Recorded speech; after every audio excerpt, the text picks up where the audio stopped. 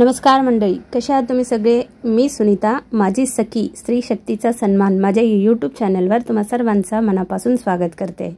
अक्षय तृतीया अगदी उद्यावर आलेली आहे आणि आपण भरपूर लोक घरात आमरस आणि पुरी असा बेत नक्कीच बनवतो।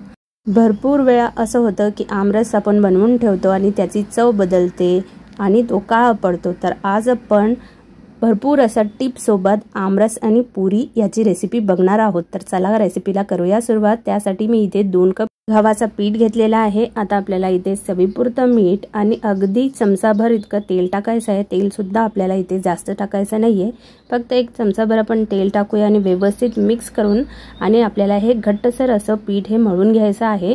तर थोडं थोडं इथे मी पाणी ॲड करत आहे आणि व्यवस्थित घट्ट असं पुऱ्यांसाठी आपण जसं पीठ मळतो अगदी तसंच आपल्याला हे पीठ मळून घ्यायचं आहे। तर हळूहळू करत आपण सर्वात आधी इथे पीठ मळून घेऊया। तर तुम्ही इथे बघू शकता व्यवस्थित हे आपलं पीठ मळून झालेलं आहे। थोडासा हाताच्या मदतीने आपण ह्याला दाबून घेऊया आणि याला झाकून आपल्याला 10 ते 15 मिनिट रेस्ट करायला ठेवायचं आहे।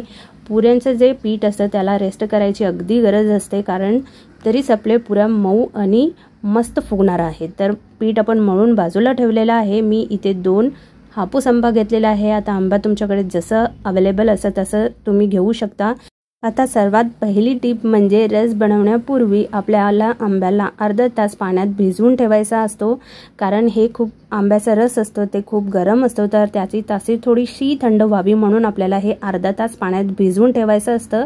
त्यानंतर आपण याला स्वच्छ धुवून घेतलेला आहे आणि आता आपल्याला हाताच्या मदतीने याला मस्त मऊ करायचं आहे। तुम्ही बघू शकता एक बोट आपण वरच्या बाजूला ठेवायची आणि व्यवस्थित हे मऊ करून घ्यायचं, म्हणजे जे आतलं गर आहे व्यवस्थित मोकळं होईपर्यंत आपल्याला हे मस्त मऊ करून घ्यायचं आहे। तर तुम्ही बघू शकता हळूहळू करत आपल्याला हे व्यवस्थित मऊ करून घ्यायचं आहे आणि वरचा जो पागा आहे तो काढून घेऊन याचं आतलं घर आपण काढून घेऊया। तर तुम्ही इथे बघू शकता व्यवस्थित आपण हे काढून घेत आहोत। तर तुम्ही रस बनवताना अजून एक टिप, ही महत्त्वाची टिप आहे की जेव्हा तुम्ही रस बनवता तेव्हा स्टीलचं भांडं किंवा पितळाचं भांडं हे अजिबात आपल्याला वापरायचं नाहीये। फक्त काचेचा, मातीचा किंवा जे चिनी मातीचं भांडं असतं त्याच आपल्याला वापरायचं आहे, कारण कुठल्याही भांड्याचा म्हणजे धातूच्या संपर्कात जेव्हा आंबा येतो तेव्हा तो काळा पडतो। तर काळा पडण्याचा सर्वात महत्त्वाचा हेच टिप आहे की कोणत्याही भांड्याचा धातूचा वापर इथे करायचा नाहीये आपल्याला। स्टील, पितळाचा किंवा तांब्याचा, धातूचा किंवा भांड्याचा वापर अजिबात करायचा नाही आपल्याला। काचेचा किंवा मातीचा भांडा किंवा जे चिनी मातीचे भांडे असते त्याचा सुद्धा तुम्ही वापर करू शकता। जे आपले आजी वगैरे आधी पूर्वी जेव्हा आमरस करायचे तेव्हा ते मातीचे भांड्यात करायचे, म्हणून त्यांचा जे रस ते जे बनवायचे त्याची चव सुद्धा खूप छान असायची आणि ते काळा सुद्धा अजिबात पडायचं नाही। तर तुम्ही इथे बघू शकता व्यवस्थित हाताच्या मदतीने मी हे आमरस अगदी जसं आपली आजी वगैरे बनवायची तसं आपण बनवणार आहोत।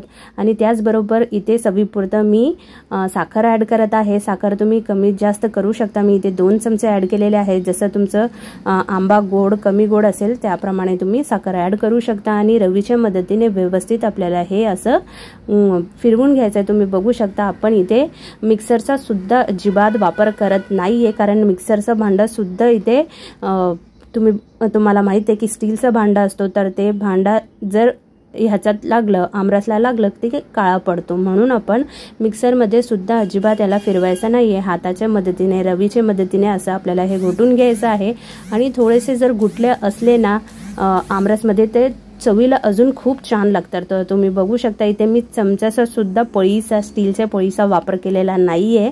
तर व्यवस्थित आपण हे आपलं आमरस बनवून घेतलेलं आहे आणि शेवटची टिप ही आहे की जी कुई असते याच्यात आपल्याला हे बुडवून ठेवायचं आहे, म्हणजे 2 दिवस आपला आमरस अजिबात काळा पडत नाहीये आणि त्याची चव सुद्धा बदलत नाहीये। तर खूप महत्त्वाची ही टिप आहे।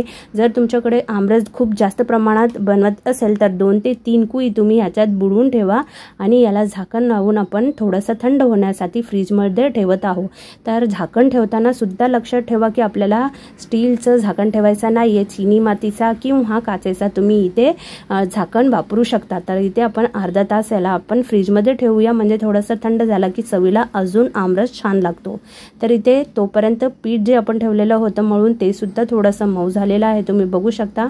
आता आपल्याला याचे पुरी लाटून घ्यायचं आहे। तर पुरी तुम्ही इथे मैदा जो असतं त्याची पुरी सुद्धा आमरस बरोबर खूप छान लागते, किंवा जे आपण रोजचं चपातीचं कणिक असतं त्याची सुद्धा छान लागते। पण एकदा तुम्ही मैद्याची पुरी आमरस बरोबर ट्राय करा, ते सुद्धा खूप मस्त भारी लागत आहे।